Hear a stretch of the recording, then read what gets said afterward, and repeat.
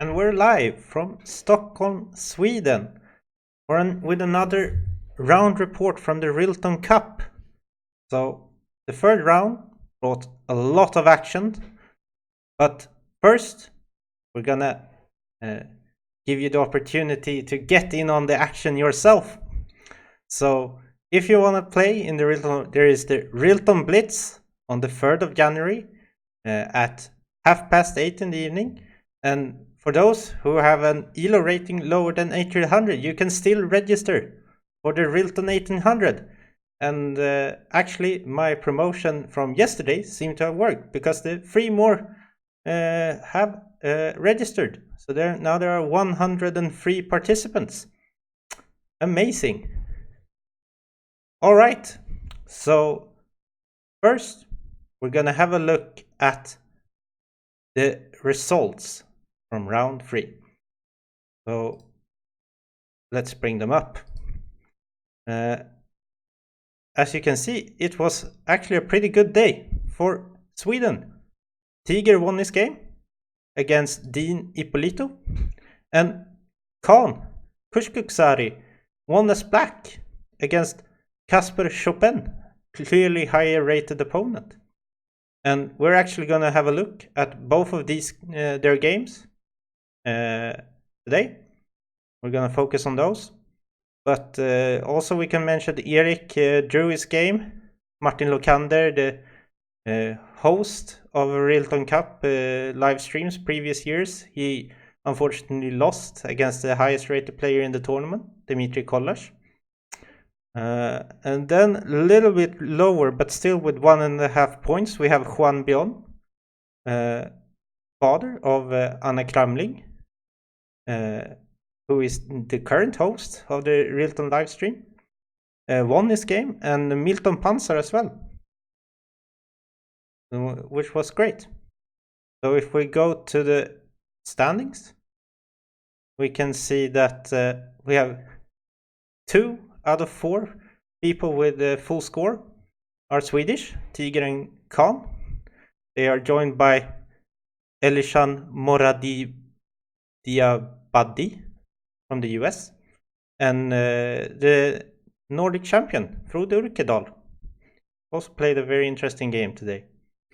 And then we have a few Swedes, Erik, Juan, and Milton, who have 2.5 points, joined by a bunch of others.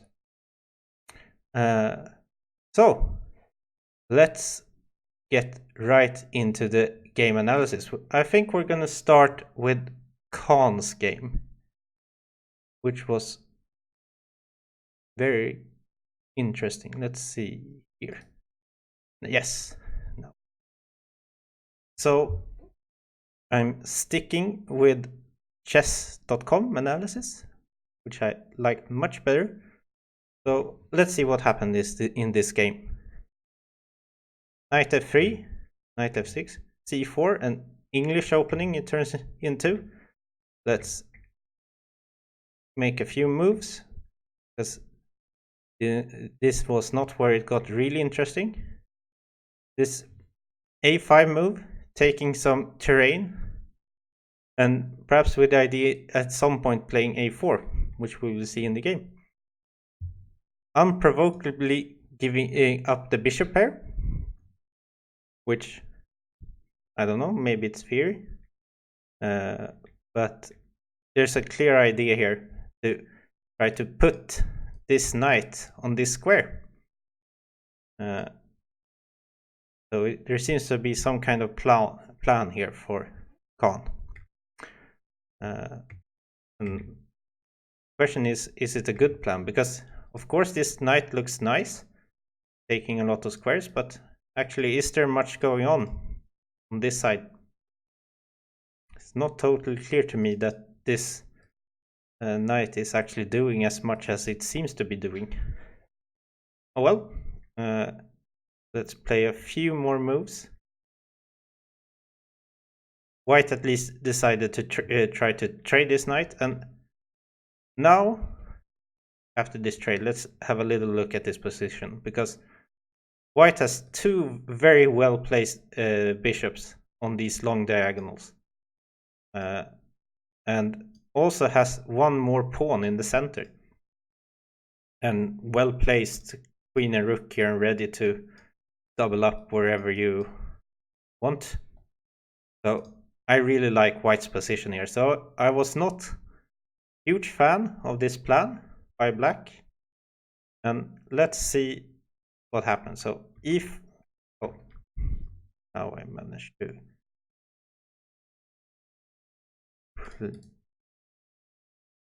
now e5, trying to break in the center, which is a bit counterintuitive since your opponent has the two bishops, but in other cases it makes sense to try to break up this strong center or undermine it. So d takes, knight takes, taking control of this file looks very strong. Queen e7, h3, taking away a square for this knight, which will be important as we will see. Queen c5, bishop d4, attacking the queen, but leaving both of these pawns unprotected. And now Khan chose to take this pawn. And actually, this was not a very good move. White missed an opportunity and instead played queen b2, but here it was the move f4. And the idea is that after queen takes c4, if you move the knight anywhere, you will drop your queen. So let's try queen takes c2, rook takes, and then the question is, where should this knight go? All of these squares are protected. You can't move to these squares or that one, so you need to go here if you want to save this knight. But then white can take this bishop, and now the knight is hanging. So what else can black do? Black can move the queen to another square, but then white has just a piece more for 2 pawns or something if black takes back this pawn, which is, this position should be winning for white. And yes, so I think that was a missed opportunity, but after this I thought Khan was starting to play very well. I liked queen b5, queen a1, trying to keep this battery, because it's a bit hard to find a square for this knight without dropping the bishop, or a solution to these problems. But here Khan played a very good move. I was very happy to see this. Rook a d8. And why is this so good? Well, it mainly prevents this threat. And in some cases you even have the ideas of sacrificing the exchange here and playing positions like that with a very strong bishop here on g7. But let's see what happens if you try this now. Then there is this move, knight c4, attacking the rook. And let's say bishop takes g7. And then there's rook takes d2. And now, if you want to try something like bishop f8, threatening queen g7 mate, you can take here with check first. And this position should be good for black. And yeah, there are some other tries, but I would say that is like a main variation. So I really like this move, and now starting to see that black has a hard, or white has a hard time showing the compensation for this pawn that white gave up on c4. Let's see how it continues. Rook b2, queen a6, defending the pawn on b7. Rook bb1, trying to keep open up this battery again. Rook e8, protecting the knight. Rook e1. I am not entirely sure about the idea behind this move. Oh well. What could do? Is it to prevent queen e2? Bit curious. What was the main point here? Was it to get out of this line? You don't have to exchange rooks. Okay, c5. Yes, and now you can't take the pawn. If you take, then there's knight f3 check, and you're dropping the queen. So instead, white went bishop c3. Rook d3, you can see that now black is invading here. There might be, now there's a threat of taking this bishop. Once again, with the same threat of if the queen takes back, there's this same idea with knight f3. So rook ec1 and b5, and these pawns are looking scary. Let's continue. Queen a2. Very nice knight here, taking control over some important squares, and of course attacking the pawn on a3. And now there's attack on the bishop on c3, so that needs to be solved. Changing the bishop, queen e2, and wonder if you could take this pawn now, but Khan instead decided to just take the more control over this open line, and white is really suffering. This bishop looks very strong, but it's actually not doing much, while these rooks are completely restricted by the knight and these rooks. So bishop f1, trying to get this bishop to do something here instead. Looks very natural. Queen f6, aiming a bit on this pawn, and also taking some more control over the dark squares here, preventing any checks as well against the king. Rook takes b5, so he gave up protection for this pawn, but he has a very nice idea of putting all of the white pieces on passive squares. So knight takes a3, attacking the rook on b5. Rook took the pawn. Queen b2, still aiming for this pawn, and now it looks like these rooks are doing much, but as you will see, they will soon run out of squares because of this move. Knight c2, attacking the queen, removing the link between the two rooks, and also making way for this pawn to march down the board. And that's what Khan did. He just walked down with the pawn, promoted it, and now white resigned. So you won an exchange, but it's actually much better than just an exchange. For example, queen takes a1, rook takes f2. Maybe just show what happens. If rook takes, you can still take this pawn, and now everything is handled. So queen takes, rook takes, and this, now you need to protect this bishop.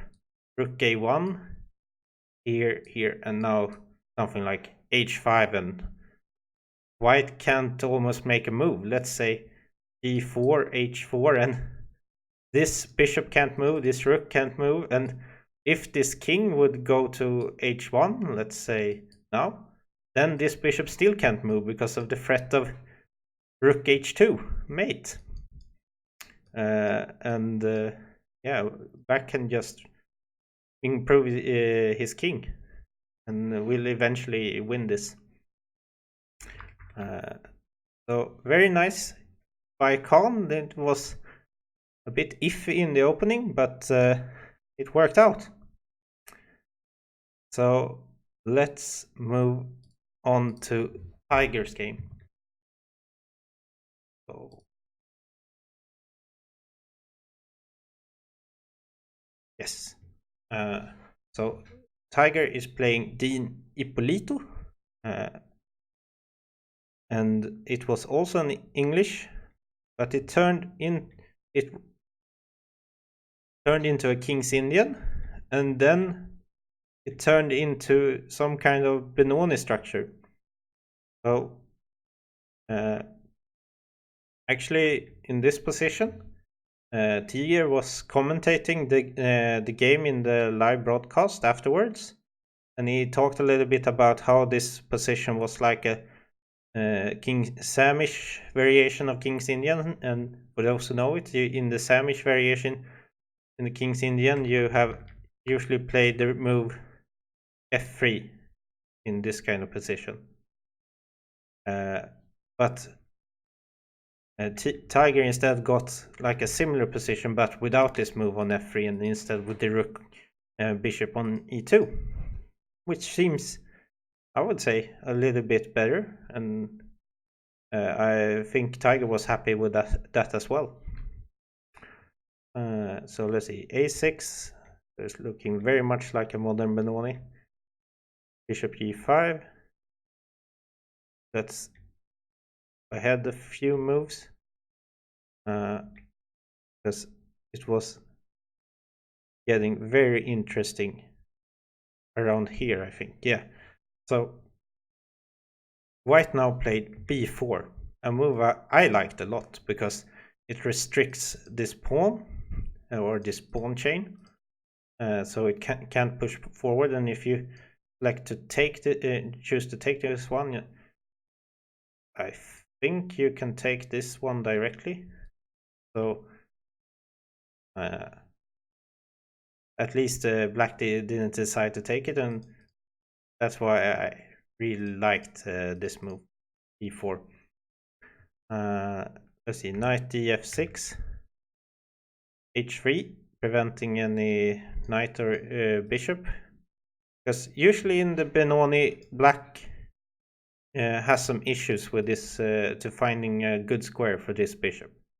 And h3 is a typical move, taking away this square on g4.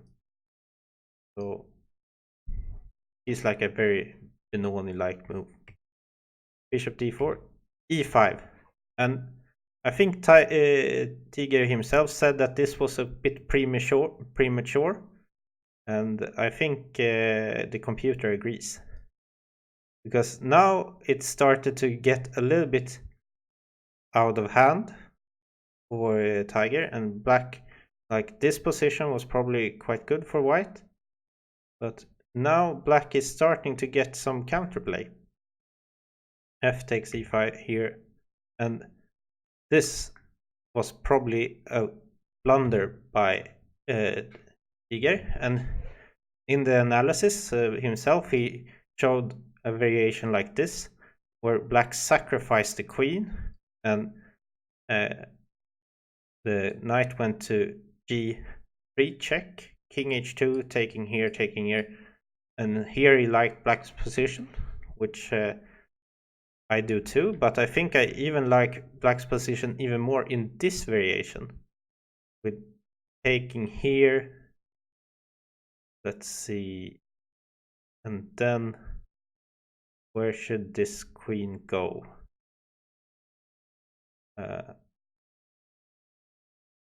It's a bit hard to find a good square here. Here? And you can no, then you can need to find some square for this one. I don't know, but I think you can get, I don't know if this is, but you can get 3 pieces for the queen instead of just the rook and the minor piece. And I think I like that even better.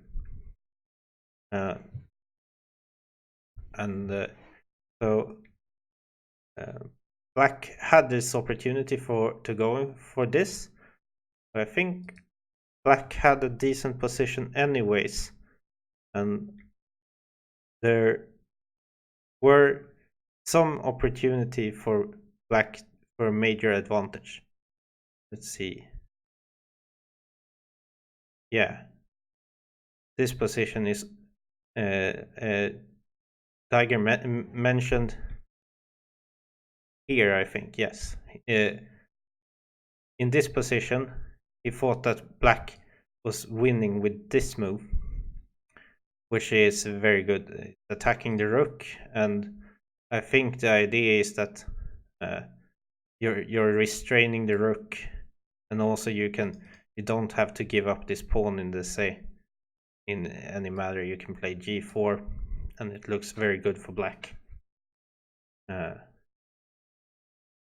But instead, black went c3, and now Tiger got this pawn at least, and now the g4 isn't the same kind of threat.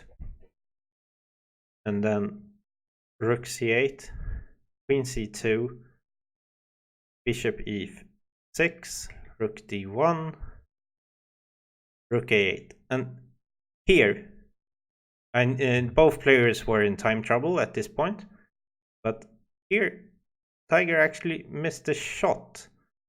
Think it works in with both move orders, but d7. And what's so great about this move? Well, it's threatening to promote the queen on d8, and black more or less has to go back with rook d8. And now there's this amazing move.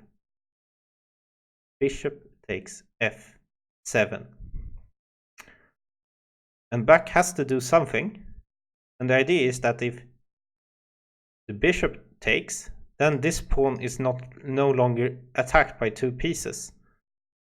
So when you play this move, bishop c7, black cannot take this one, which is different from this position where black can take the pawn.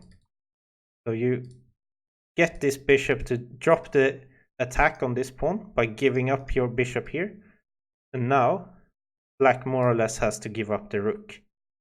And this position is not entirely clear, but for a human to evaluate, but it seems like a very valuable exchange, because it's not easy to move this queen away, and also this king is starting to look very weak. So that would have been great. And also king takes f7. There's this very good check here on h7, where you're threatening the bishop. If the bishop goes in, you have rook f1, and yeah, black's position is falling apart. If you move your king, you can take here, and there is no escape on this square for the king, because the bishop is on this diagonal, and more or less the only thing you can do is give up your queen, and this is horrible. So that, I don't think Tiger saw that one, because I don't think he showed that in the analysis.